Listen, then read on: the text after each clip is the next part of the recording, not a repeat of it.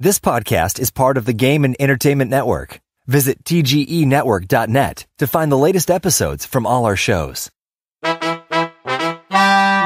You're listening to Beyond Bossfights, gaming conversations with interesting people.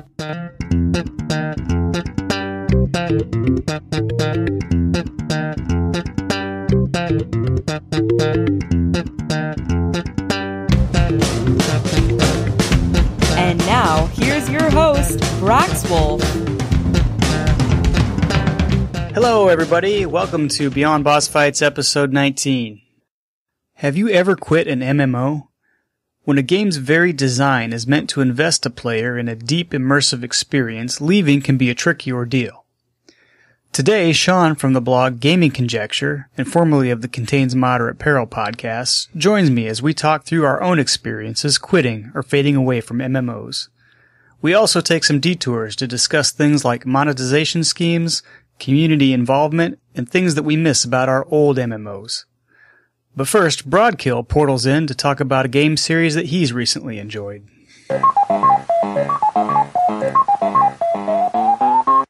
Okay, today for What Are the Kids Playing, I've got Broadkill with me, and what are we talking about today, Broadkill? What games? Portal and Portal 2! He's very excited to talk about the puzzle games Portal and the sequel follow-up Portal 2. Okay, Broadkill, when did you get introduced to these games? I got introduced from this man right here that I'm patting on the shoulder. This is audio. Nobody can see what you're doing. I know, I just said I'm patting him on the shoulder. Braxwolf, here played, some, and I helped him out a little bit when he got stuck. That is true. I will admit, my boys both helped me out quite a bit whenever I would get stuck on a Portal puzzle. Probably about 2 years ago, wasn't it, that I was playing through Portal 2? Just about 2.5, maybe. Yeah. There's probably a few people out there that have never played Portal, even though it's a pretty popular game and has been around for a while. Could you kind of describe what the premise is of Portal? There's one person that has this gun that will shoot a blue and orange portal on the wall, and they can go to different places in the storyline. What's the storyline? Do you remember? So Portal, the storyline is there's several test subjects doing stuff that you don't even know what it's for, but you don't ever see any other test subjects. It's just you. And then the tester, GLaDOS, then tries to kill you, so you escape. And it's like a artificial intelligence unit, right? Yeah. There's actually no humans around anymore. It's like an abandoned facility. Yeah. And GLaDOS is continuing to run this one character, the character you're playing through tests. Yeah.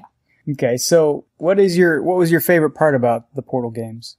I think I really liked the storyline and just kind of the sandboxiness of it. It's not really a sandbox, it's more like you can do whatever you want in an enclosed space. So you can, in the beginning, you can just shoot a portal anywhere you want. And yeah, I just kinda like that you can do whatever. You can even, in the first portal, you can get an achievement by shooting portals behind cameras so that they fall off the wall. Yeah. And they just kind of fall to the ground. And so when you say sandbox, I think I understand what you're saying. I mean, within the confined space of the testing area, you can do a lot of different things to try and solve the puzzle. Yeah. That's kind of what you're getting at, right? Yeah. Did you ever get stuck on a puzzle? Yes. I mean, I didn't ever have to look it up, but I would get stuck for a while and then just kind of come back over and over and over until I got it. So you got through both games without looking any of the puzzles up? Yeah. That's pretty good. So if there was something that you would change about one of the Portal games, what would it be? I would change that the first Portal was so short. It only had 20 levels, and Portal 2 had 60, so. Yeah, I don't think they never really intended Portal to take off the way it did. It was supposed to be kind of an add-on game to this orange box thing that they sold, and it was just kind of a thing they played around with. If I remember the history right, when it took off the way it did and people really liked it, that's why they did Portal 2 to do more of a full-fledged game. So say somebody never heard of Portal, but you wanted to talk them into trying it out. What would you do to do that? I'd say probably, it makes you smarter. Probably. You can solve puzzles. you can a game that increases your intelligence. That's pretty good sell. You just kind of like, by the end of it, at the beginning, I'm just like looking around like, what do I do? At the end, I just kind of go around the room, look at stuff, see what I have to do to solve it. Like at some of the last puzzles, I just don't say anything. I get down from wherever I am, look around, just kind of think about it, and then do it. I mean, there's like no what involved anymore. It's more of just, okay, here's this. I think I could do this. Okay, be honest with me. Did your big brother help you out at all? Once. I don't remember what. One time? Okay. Yeah, I think so. And you helped me out once on that one puzzle. Mm-hmm. That was super hard to solve. I'm not going to spoil it because it's hard. Well, thanks. I appreciate you sharing your thoughts on Portal with me today. Oh, and just he helped me out in the premises of he's never played the game before, so we're both doing it together. So you can't just say, "Oh, you got someone else to do it for you." No, he's never played it before. Okay, I don't think anybody was going to call you out on that. I think somebody was. I'll just call me out on stuff. This is a Paranoid Broadkill signing off.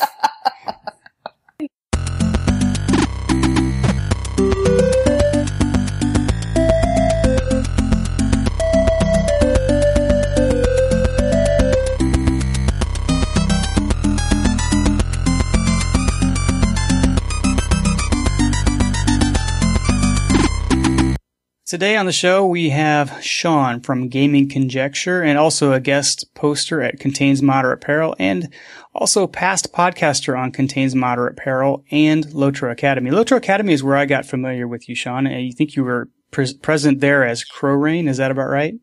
Yeah, that's right. Yeah. In fact, I was listening to you on podcasts before I was podcasting, so. Wow, you're part of my origin story. After you left Lotro Academy, a kinmate of mine, Rolf Krage, came on. Yeah, I remember Rolf. He used to hang out with us sometimes. Today we're going to talk about quitting an MMO, and this is something that everybody eventually has to do, whether they think they're going to or not. But before we get into that, we're going to talk about Sean's definitive gaming history, because we do this with all of our guests. Sean, could you take about 5 minutes and let us know where you started playing video games or games in general and how you got to work what you're doing today? Sure. Well, I'm 30 shortly. So that means that, I was young in the mid to late 1980s. So that was kind of the birth of home computing and home gaming, right? And I wasn't one of the cool kids who got a Nintendo. I got a Commodore 64. That's where I first gamed. Cartridge games, cassette games, that sort of thing. But strangely, I can actually remember like Saturday afternoons where you'd get a magazine and copy out like lines of code into the Commodore and it would say, make the screen flash a bunch of different colors. Yeah, the Commodore, I never had a Commodore 64, but it seems like every one of my friends did. And so I had a lot of gaming experience on that. I can remember playing Spy Hunter on that game on that gaming system for the first time. And it seemed like that computer was actually kind of the first gaming computer because most people bought it for games for their kids. Yeah, that's why I had it. And, it kind of seems remarkable now that I was using that when I was 5 or 6 years old. And even running games was quite a complicated affair in which you have to type out lines of code. Right. And then from there, I had a SNES. Those are probably my most formative years, really. Super Nintendo. Was it called something different in the US? Nope, that's what it was called. Right, yeah. I think it was the first one that had a different name, right? It was the Famicom or something. The NES was the NES in the United States, but I think maybe the Sega Genesis was different. That's right. So, Mario, Donkey Kong, all that stuff. And then, I went up to, say, Nintendo 64. Then I was a teenager. And then I didn't do a lot of gaming for a few years because I was mainly outside. And then when I came back to it, I didn't spend long with console games and instead moved into PC gaming and then MMOs. So these days I play a lot of PC. I have too many games, far more than I can ever hope to play. Big Steam library that is like a crushing weight on my shoulders every day. All right, so you're still playing MMOs. Which ones are you playing right now? I'm flirting with MMOs at the moment. I played a bit of Rift. I subscribed to Rift for a month because Rift is one of those games where there's absolutely nothing objectionable about it, but there never seems to be enough to really tie me into it for the long term. It's quite an enjoyable game. There's lots of fun mini games, lots of progression paths, all sorts of things you can do. But I just seem to spend my time fishing in it mainly, so that doesn't lead to progression very well. Yeah, Rift is a beautiful game. I don't know that I had the same experience. I never really get hooked into it, but I think I have a level 30 magic user, but I don't remember much about the game other than it's very pretty and very colorful. Yeah, well, level 30 is what I always seem to get to as well. I've tried several times in Rift, and the 30s is where I seem to give up. But recently, actually, I did something quite unconventional, and I had to go with RuneScape because RuneScape have this unusual quest system that are like more or less campaigns, and they have hundreds of these in the game. And I thought that sounded maybe interesting, but I didn't get much beyond the tutorial in truth. Okay, so as far as the main topic goes today, the reason that I thought to do this on a podcast is because I saw one of your posts that Roger reposted on Contains Moderate Peril about when you quit Lord of the Rings Online. And of course that catches my eye because of my history with Lotro.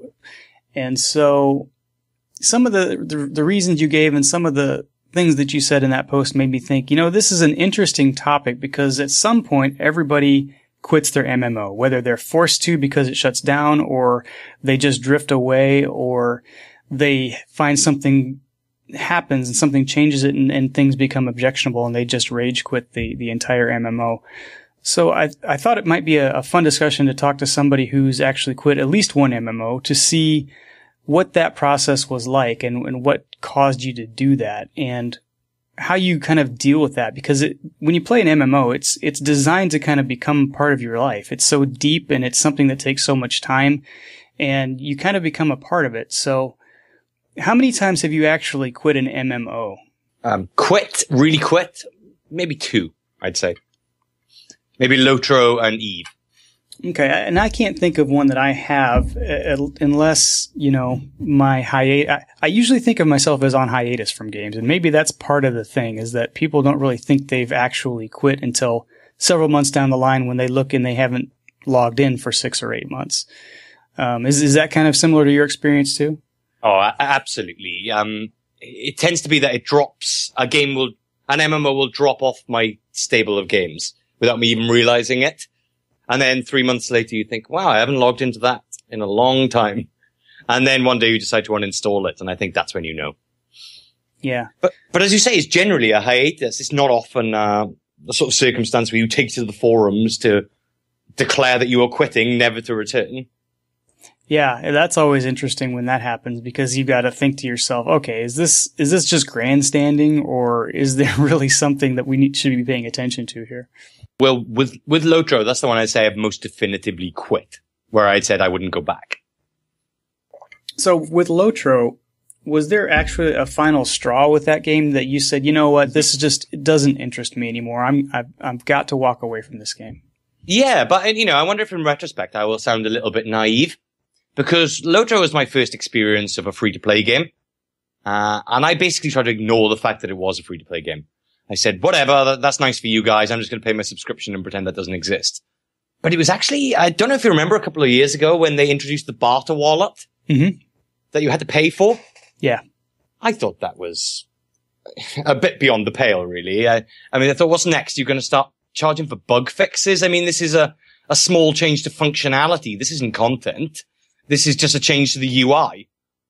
And the fact that I was already paying a subscription, but that wasn't deemed enough to have a slightly improved barter wallet, I thought was pretty poor form. But, in retrospect, I've seen a lot worse in free-to-play than that since. Yeah. And just for those who aren't really familiar, the barter wallet was basically a place where a lot of your currency could be placed without taking up bag space. And anyone who plays Lotro will know about currency. Yeah. And how much of a problem it was before they changed that. Yeah, I thought that was an interesting move, really. And I think I did eventually buy the barter wallet, but I was like you. I held out for a long time and thought, well, if they're going to do this, I'm at least going to catch it when it's on sale. And it seemed like it never went on sale then after that. So I went ahead and bought it just because I was still heavy into playing. And it was such an improvement over the previous way of hoarding your currencies. And what added to my disillusionment, I think, was I realized that I'd probably sunk, maybe over £100, couple of £100 into Lord of the Rings Online. And I realized that if I stopped my subscription, I actually wouldn't have access to any of the quests in any of the areas, and all that money was lost, really. And in fact, I might have been better off buying the quest packs.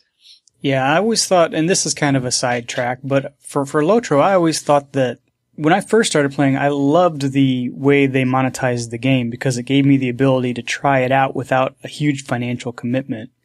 But, the more you get into the game and the more you see the little things that they're charging for, I think the more disillusioned you get with some of that payment model. The fact that I think maybe the big thing for me with Lotro, and this is going to sound like a gripe, but I know this is just, this is how monetization works sometimes, is that the selling of some of the boosts and stuff actually had influence over how the game was developed.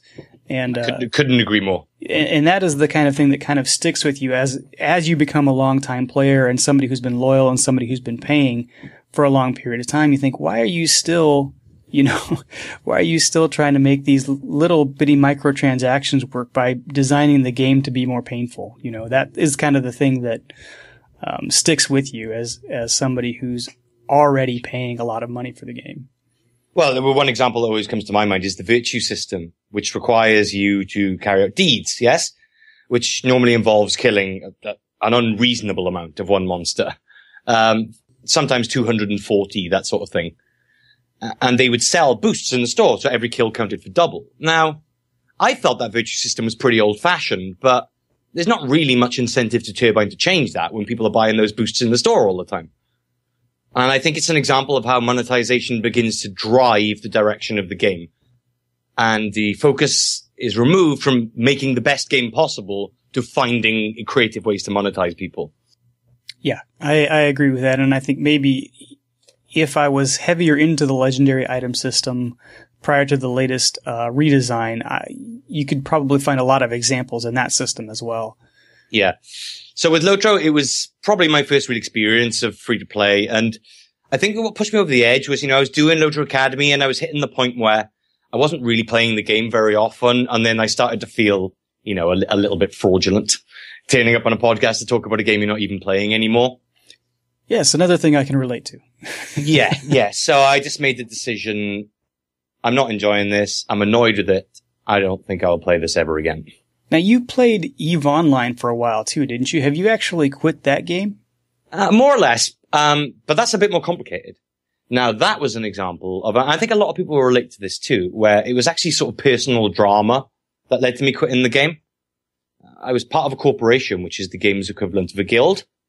And my CEO ran the guild with his partner.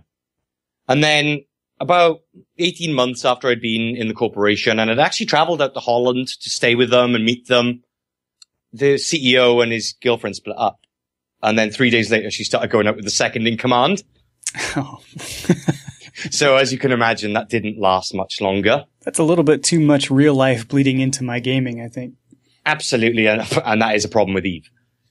And the reason I'm not playing it now is because I know I would enjoy myself if I got into it again, but I just don't have the time to put in the legwork, really. I mean, if you want to be part of a good corporation and be trusted and valued, you really have to play a lot and earn people's trust as you would in real life and put in a lot of work to show that you're a capable person and a trustworthy person.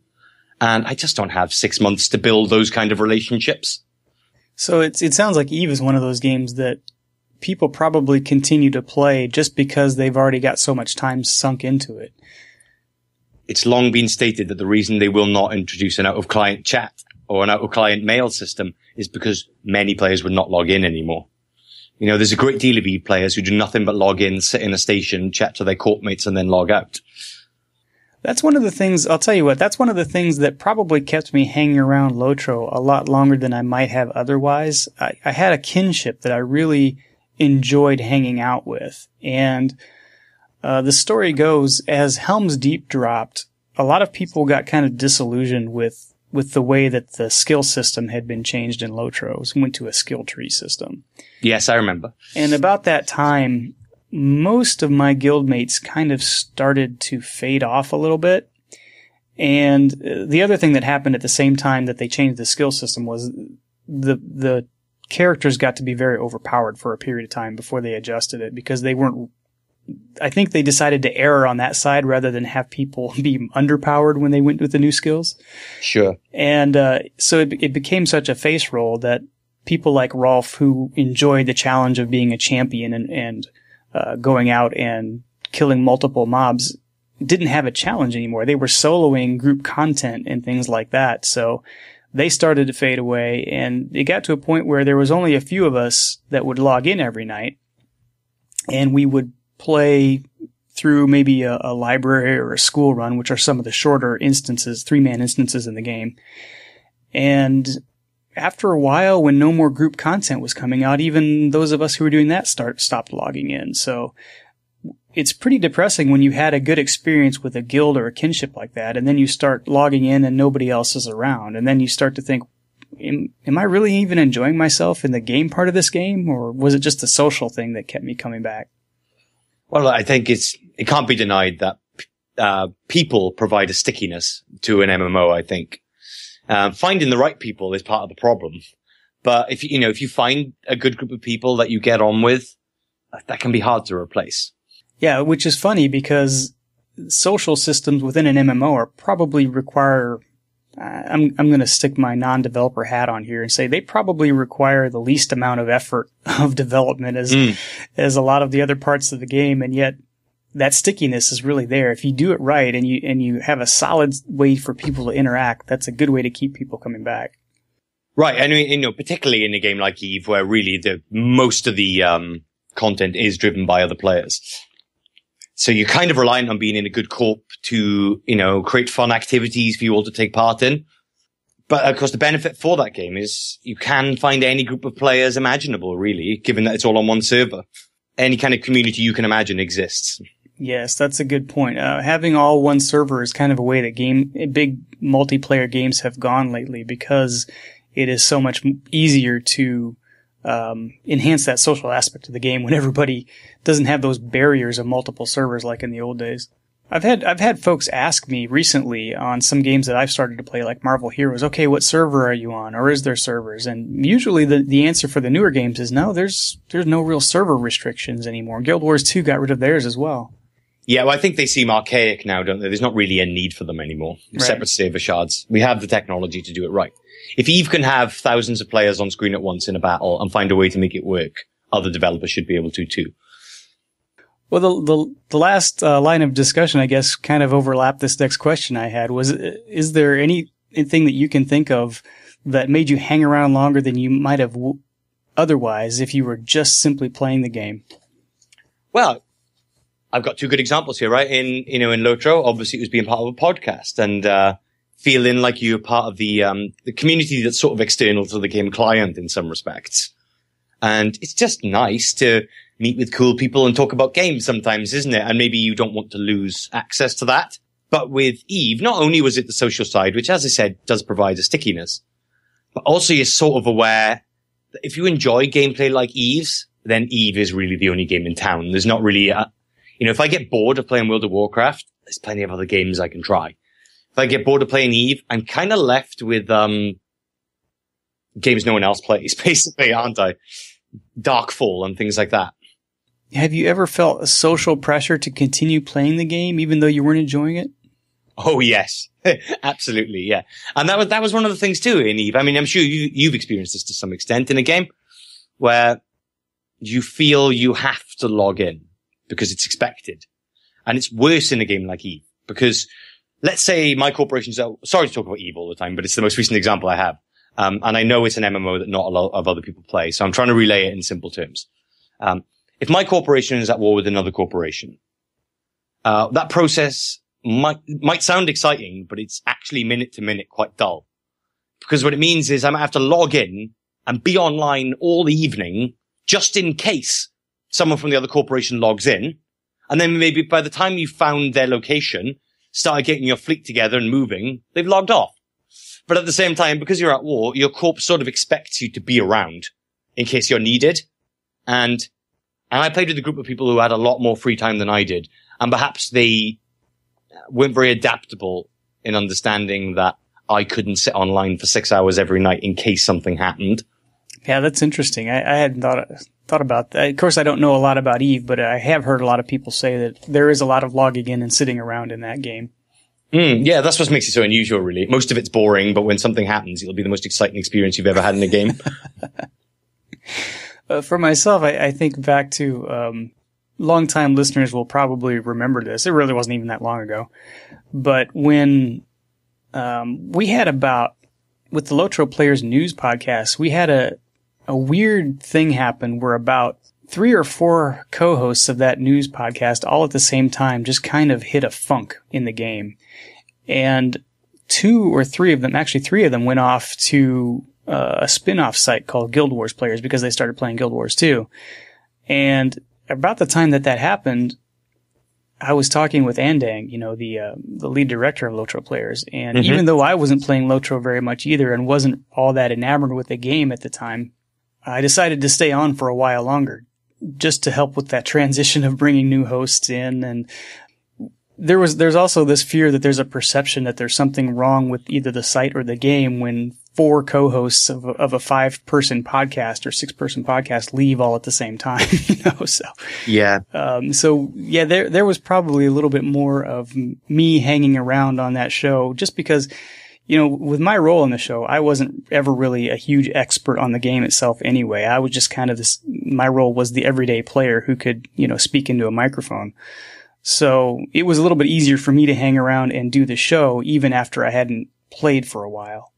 Yeah, what was so hard about Lotro Academy is because we were often doing guides that required an almost, Wikipedia-esque knowledge of game mechanics. Right. And that's even harder when you're not really playing very often. I mean, I still never made it to level cap, so. Some of the most interesting, this is another side note, but some of the most interesting, things that I remember about Lotro Academy was there was a few times where Brannick just included like the after show chat between you and him after you had actually recorded the show and you were just kind of rambling on about certain things within the game. It was always fun to hear that conversation, feeling like you had kind of an inside scoop there. Wow, I never knew he did that because I never listened to a podcast that I've been on. Oh, really? As a matter of policy, yeah. Well, that's interesting for me. Tell me about that. Well, who likes the sound of their own voice, right? Mm. And you become aware of all the foibles and speech patterns that you're not even aware you have. You think, oh, stop saying that word. You've said it 50 times already. So as a matter of policy, you just don't listen to any podcast that you've been a part of? No. Which is one of the worst things about being on Contains Moderate Peril because that was one less podcast I could listen to every week in work. And it was a great one, so it was hard to miss it. Yeah, it was one of my favorites. I ruined it. Obviously, once you quit an MMO, you moved on to another one because you're still playing them. You've already described some of the new ones that you've started up since quitting Lotro and Eve. What was it like moving on to a new one? Do you find yourself comparing it to the old one, or is there kind of a sense of I'm looking for something different now? There's usually a grace period in which I think I have definitely picked the absolute best game. How clever I am. That only lasts a couple of days, and it's usually partly to do with the euphoria of leaving a game that you're fed up with and playing a different one, I think. And then the comparisons start, because I just think it's inevitable to compare, fairly similar genres. And you're constantly weighing up then what's better about this game, what's worse about that game. Yeah, I think I do it. I think it's natural. For me, I think that I like the grace period. I call it like a honeymoon period almost. Yeah, that's better. Yeah, I wrote a blog post a while ago about the hype cycle for an MMO. It seems like you're on this kind of high part of the bell curve at the beginning, and then kind of you go into this trough of disillusionment when you realize that stuff isn't as good as you thought it was, either with the game or with the game company.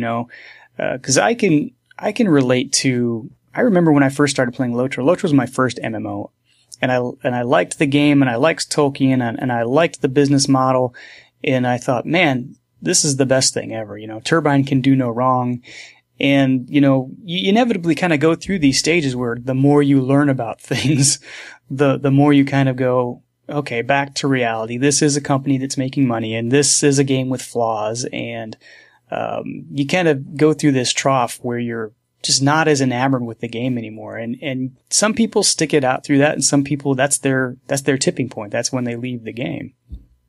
Yeah, I mean, I always have absolute sympathy for anybody who has to cover a game for their job.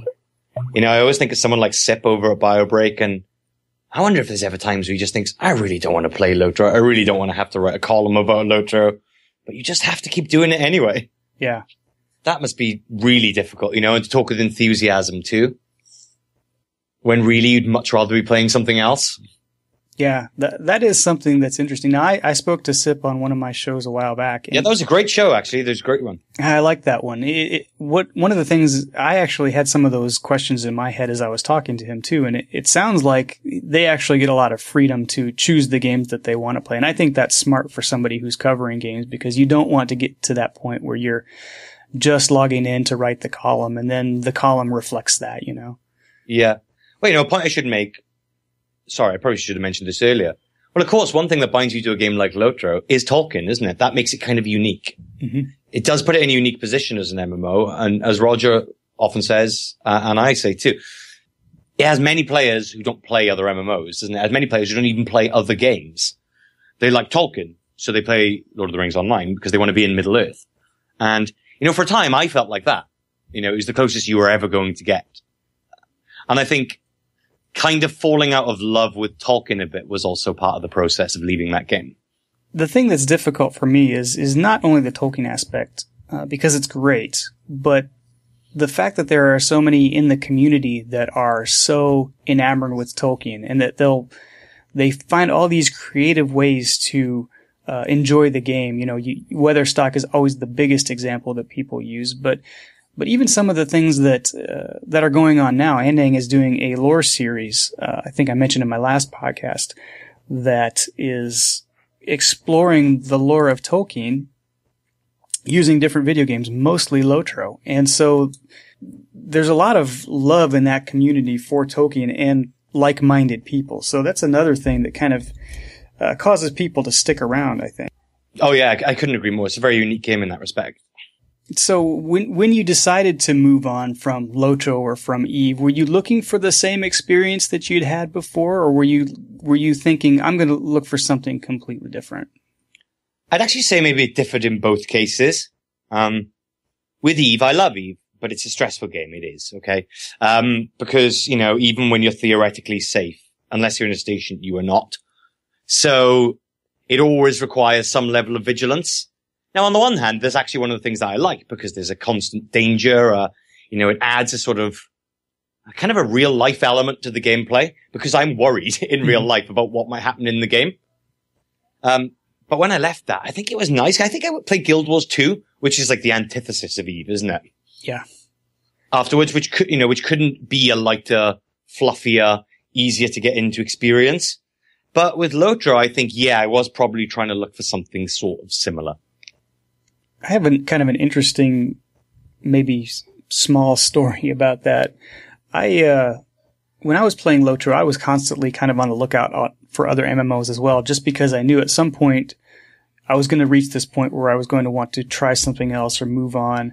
And what I did was I gravitated towards MMOs that were similar to Lotro. I looked at, in fact, I actually was considering subbing to Elder Scrolls Online when it first came out, because it was, you know, a similar idea. It was more actiony, obviously, but it's a fantasy-based setting, and, you know, you've got the crafting and you've got all kinds of things that are somewhat similar to the old school MMOs. But what I found was, when I actually finally did get to that point, I was ready for something that was a little bit different. So for me, I also jumped into Guild Wars 2 for a little while after Lotro, because it was different enough that I was learning new things again. And I think that's something that I've learned about myself, is that part of what I enjoy about a video game is learning the systems and learning how progression works, and learning, you know, how to customize your character and things like that. And once I get to the point where I've learned about as much as I want to, and I don't want to get into the really deep stuff like min-maxing that takes over your life, then I start to look for something else that I might want to learn. And also another point I wanted to make was that Roger makes this point on his, Roger, you're getting a lot of airtime today.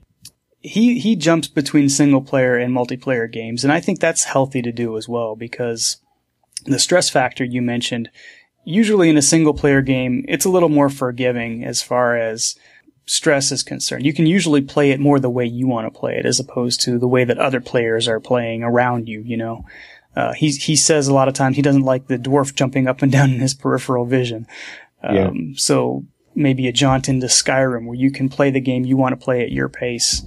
I always feel kind of more of a pressure in MMOs to level or progress a little bit more when I see other people around me doing it. I don't know why that is.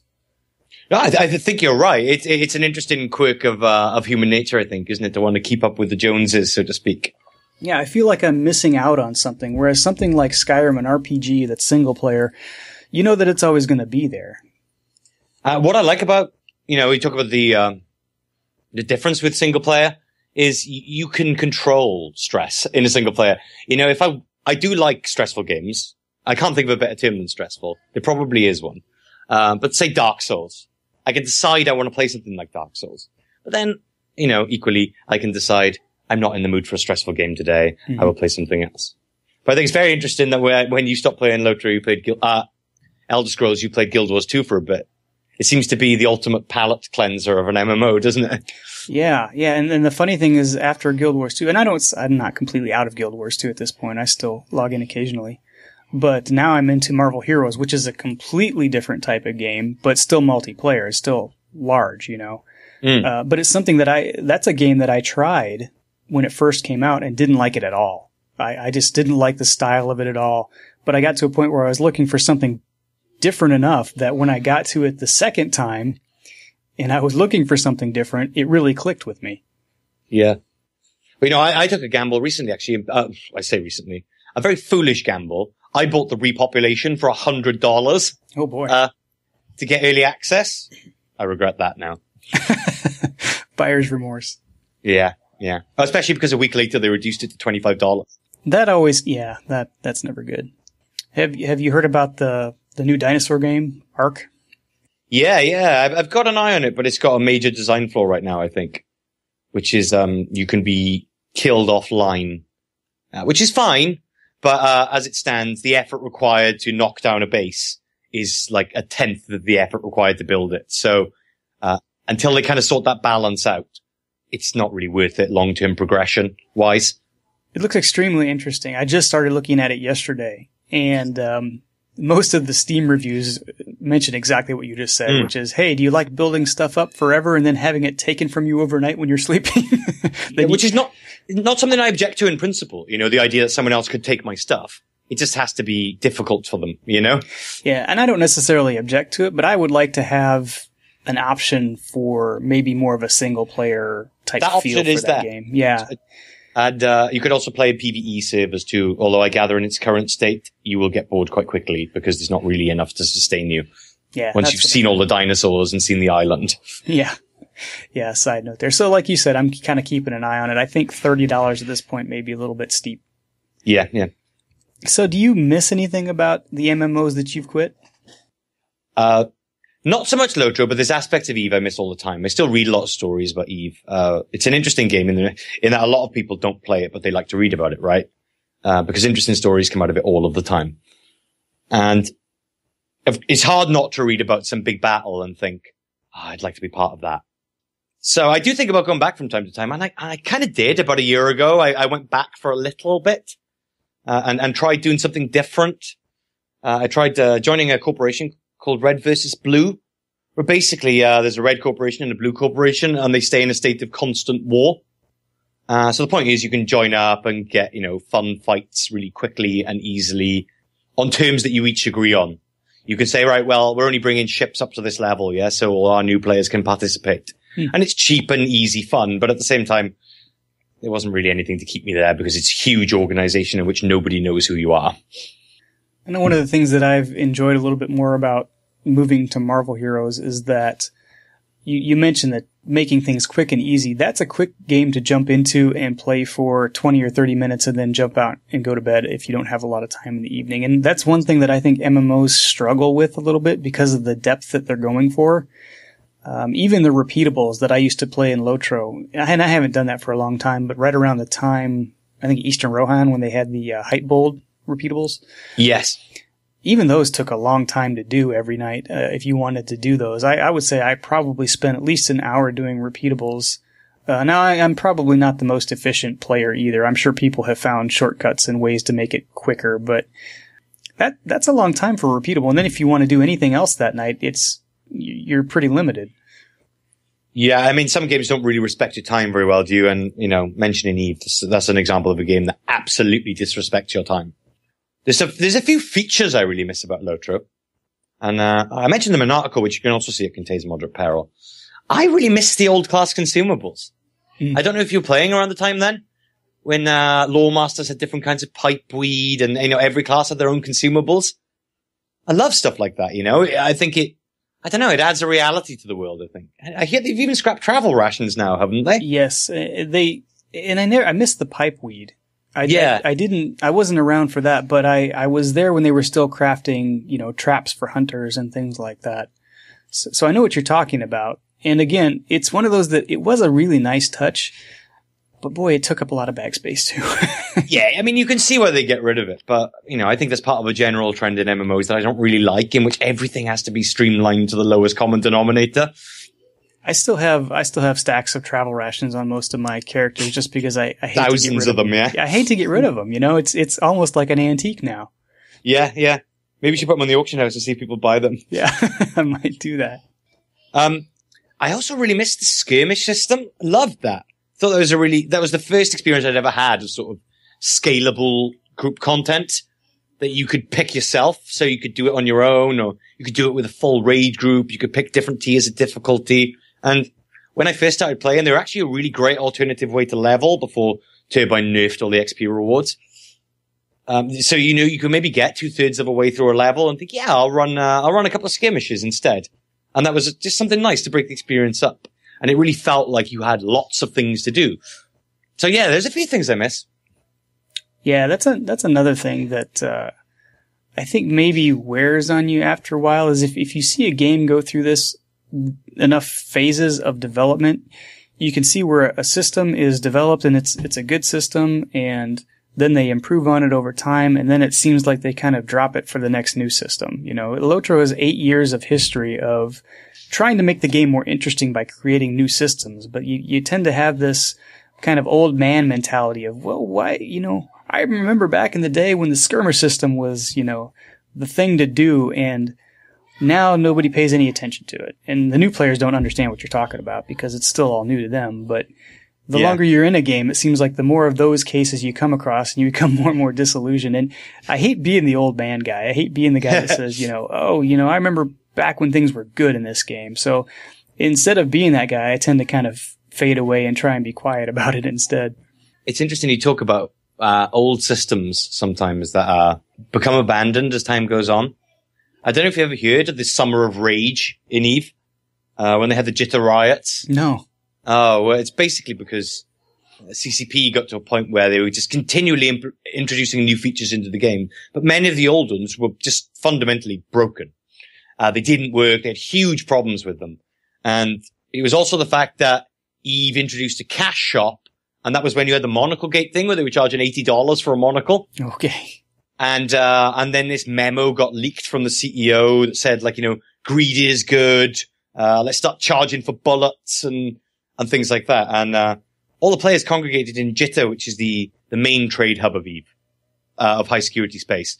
And they shot at a monument, which is there to memorialize capsuleers, or in other words, players, over and over and over again, basically for days, until CCP decided to effectively call an emergency summit of their player elected council and try and change the course of development for the game.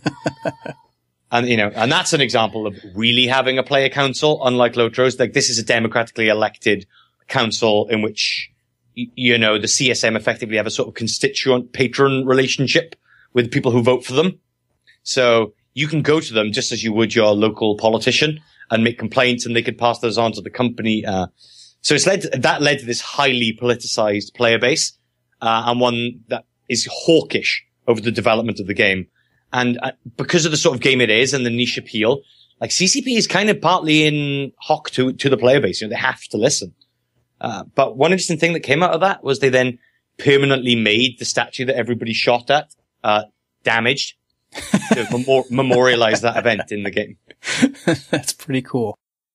Now, one of the things that made me a little bit interested in you as an EVE player, and when you were blogging a little bit, was I wrote a post about a year ago about gaming ethics. Yeah, I remember. Yeah, it was actually after I was a guest on Contagion Modern Peril, I believe. Yeah, and what interested me about that was you left a few comments on that post as an EVE player, and it was funny because I could just almost feel the internal struggle you were having yes. in playing that game, just over the few sentences that you posted on my blog. And some of the questionable ethical things that happen within that game and what that means about us as people when we participate in those or stand idly by and watch them happen and things like that. So that was something that really interested me in you as an EVE player, because I had kind of assumed that if EVE players were to read that post, they would probably get a little defensive. But what I found instead was a very self-reflective comment section. Yeah, well, I mean, I don't think you'd be a good person if you didn't think about it a bit, basically. I think it's fair game to kill somebody in a PvP game, right? Because you're all consenting adults who knew exactly what they were signing up for. In the same way that I firmly believe it's right to punch another man in a boxing ring. I think, you've entered a separate realm of morality in some respects. But at the same time, you sort of retain other aspects of morality, right? So EVE is a game that in some senses encourages dastardly behavior. One of its taglines is be the bad guy. So people do things like join a corporation and then 6 months later steal everything that isn't nailed down and kill everybody they can find. And they'll do that as a long game, and work their way into the upper echelons of organizations in order to do that. And on the one hand, that's sort of what makes the universe what it is, right? That's part of the appeal, is that things like that could happen. But at the same time, how great would you feel about being the person doing that? Right. I think I'd feel pretty bad. Right, exactly. And, and then what you tend to find is most players have their own code of ethics. So it'll be, I'll absolutely, I'm trying not to use in-game terminology, but I won't say, for example, deliberately target players that are only a month old. Mm-hmm. Or some people, if they encounter a player in a PvP encounter and then they realize they're very new, like so new they won't understand what they're doing, they'll do something different. So instead of killing them, they'll try and make it a memorable experience for the player. Like make it like genuine piracy and say, aha, well, I'm not going to shoot you. Drop your cargo load and I will take that instead. And I think that's quite a nice way to handle something like this. But yeah, it's complicated in a game like EVE where people aren't very nice generally, It is complicated. And the thing I always come back to is how much separation is there really between you and your avatar? That's what I even struggle with that in games where there isn't a lot of ethical debate. But me too. When it comes to something like the actions that you're talking about, so is that me playing a role, or is that really a part of me that's just being revealed by the avatar that I'm pushing around the screen? Yeah, well, I used to have a corpmate who would do the nastiest stuff. But when he would do it, it was like he'd almost become a character, And in some senses, I really feel it actually added to the people that he was doing nasty things to their experience. Because especially if they were quite new, he was being the dastardly pirate that they were afraid of, Yeah. And maybe that was a good thing for them in some respects. But at the same time, I always felt uncomfortable about it. Yeah, I don't think I could do that. But then again, I'm the guy who has a tough time even rolling a dark side character in SWTOR, so. Me too. I probably am a bad example of somebody who could roleplay a pirate. Yeah.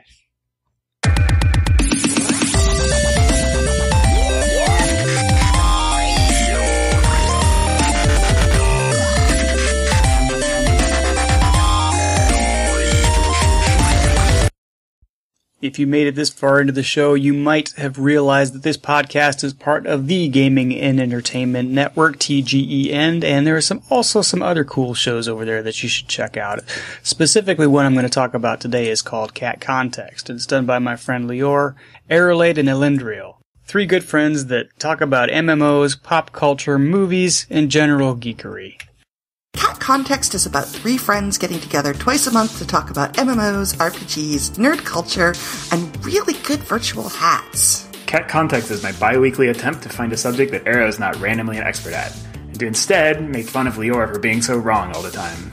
Also, games and movies and stuff. Cat Context is about trying to be hilarious in 10 seconds or less. Or is it fewer?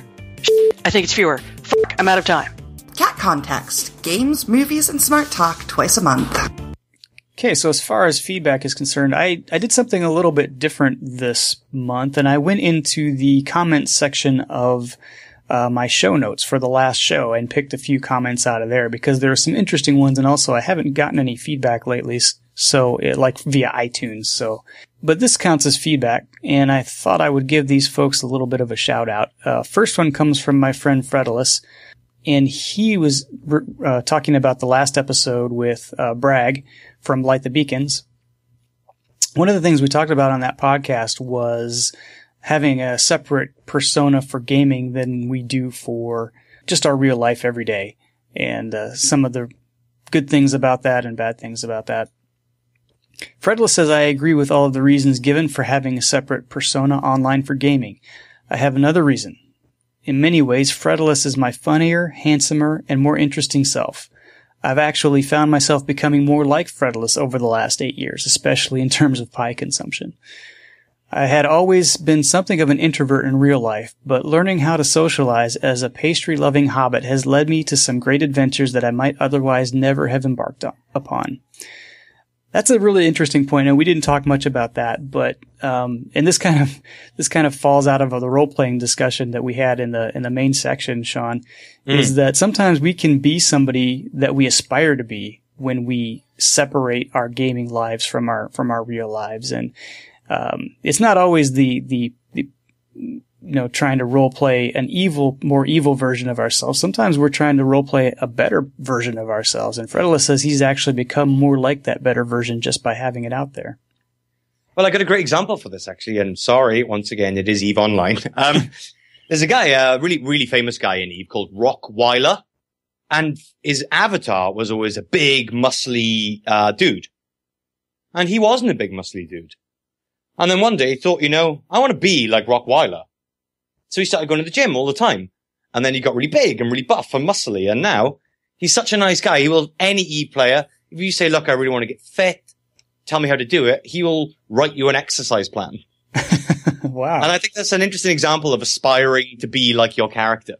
That's great. I think I'm a big proponent of gamers being very aware of their health as well, because it's so easy to let that slip when you're sitting in front of the screen for a long period of time.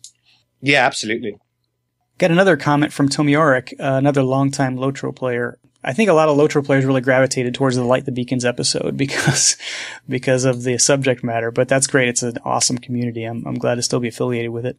Another great show. I totally agree with keeping things separate, and I've actually gone to the extreme on that. I have absolutely no personal presence on the internet. No Twitter or Facebook or anything. Mostly to safeguard the work I do, but I like my privacy as well. Yeah, that's pretty cool. Tomioric says he keeps things so separate he doesn't even have a personal internet presence. He just a gaming internet presence. As time goes on, I begin to see the attraction of that because I'm cautious of speaking out about something like Gamergate when that was at its height on my personal Twitter because of all the trouble that could have invited. Yep. Whereas maybe I wouldn't have minded so much if it was some throwaway account with a username that wasn't linked to my actual real life. I do have a personal presence. This is not a personal challenge for everybody to go find it. But I use it mostly for family stuff and close friends. When you have kids like I do, it's much easier to share photos and memories and things via Facebook, especially when your family doesn't live anywhere near you. So. And I also realized during the Gamergate thing, how careful you really have to be about leaving a sort of personal trail along the internet and how that might be used against you one day. Yes. Yeah. We talked about that a little bit on the last episode with DJ Pimp Daddy and the fact that he's deleted all of his gaming internet presences because he doesn't want that to be his legacy. So, interesting stuff.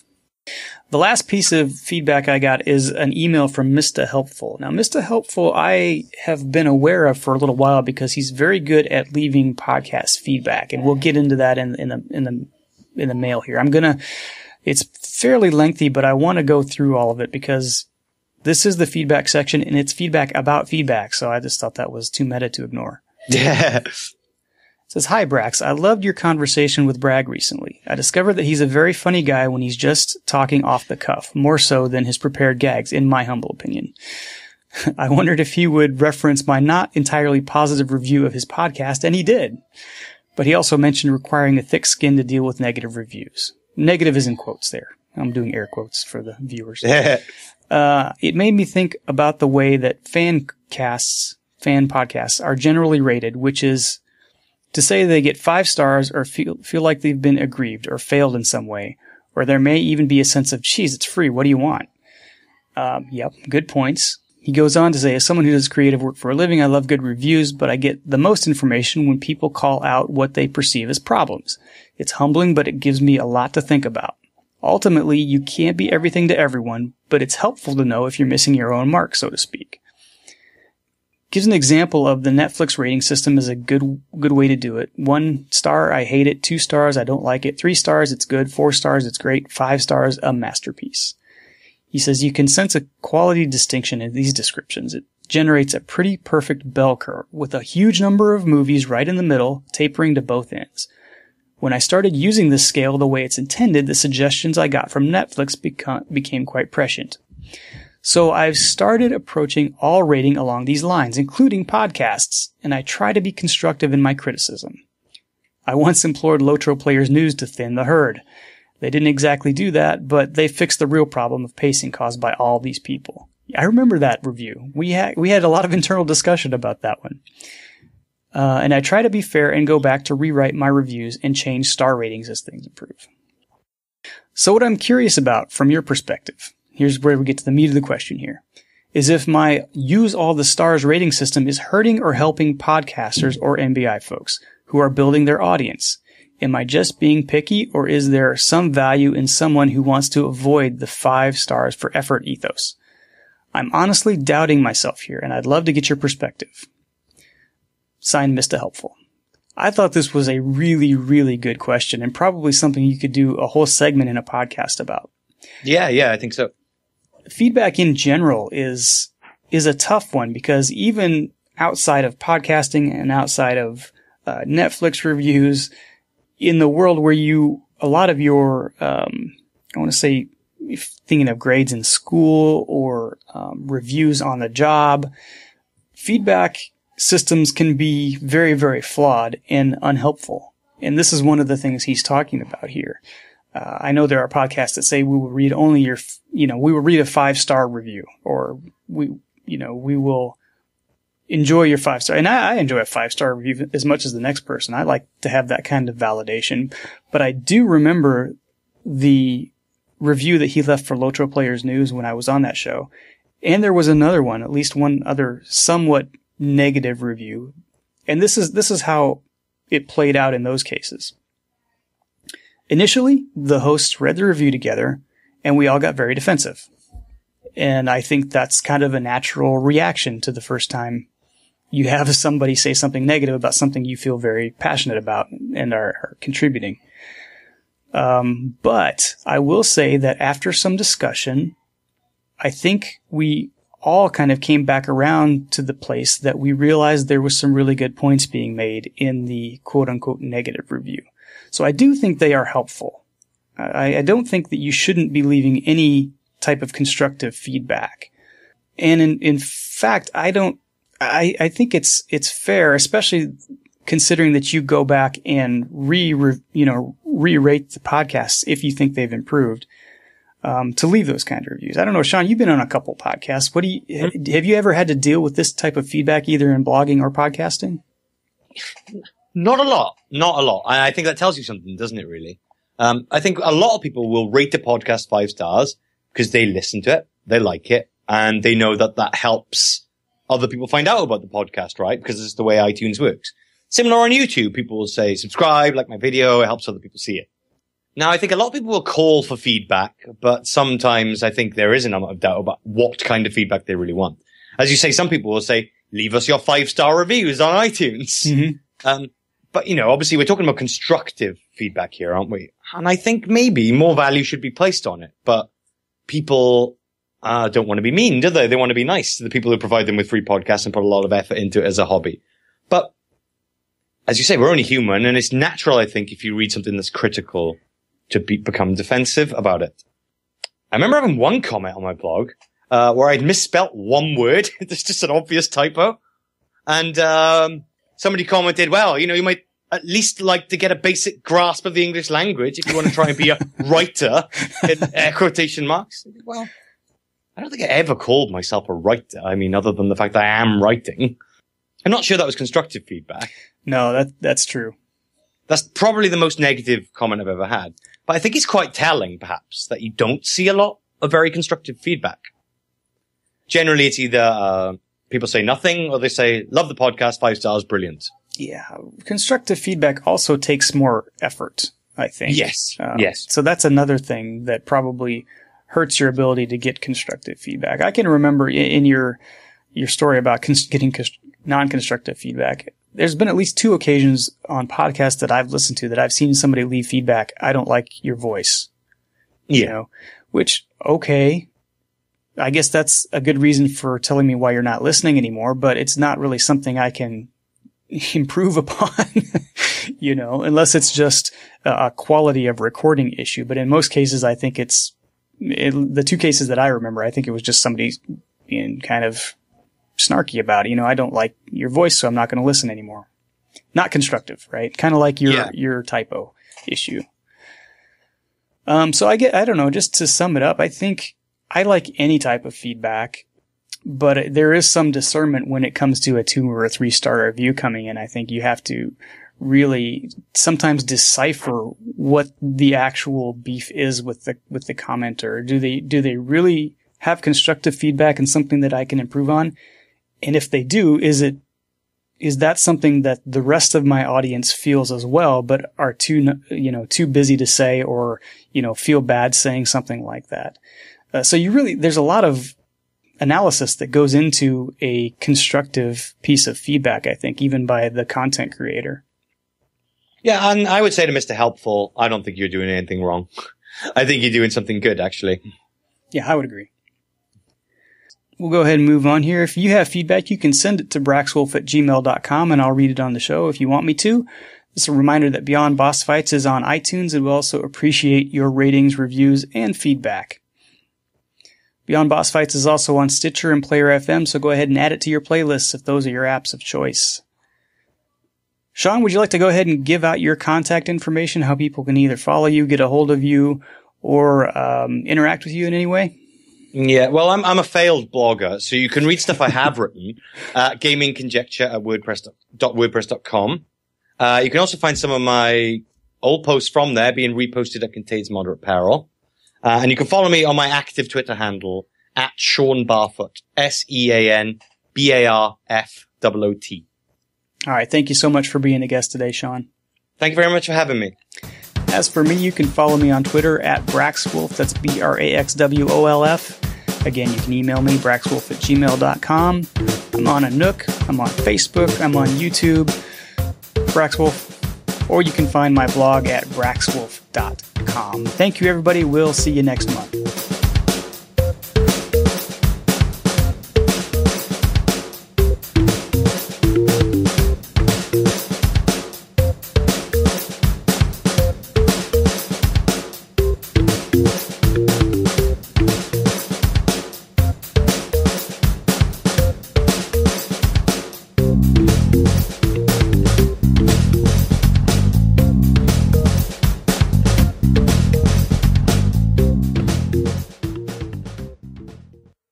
If Eve can have thousands of players on screen at once in a battle and find a way to make it work, other developers should be able to too. Brandon's name is... Okay. You got a visitor? Yeah. I just gave her the I'm recording symbol and she stopped short. Oh. What are you singing about? Brandon. Your brother? Oh, that's nice. I hope it was a nice song. I said his name is Mr. Larry. Okay.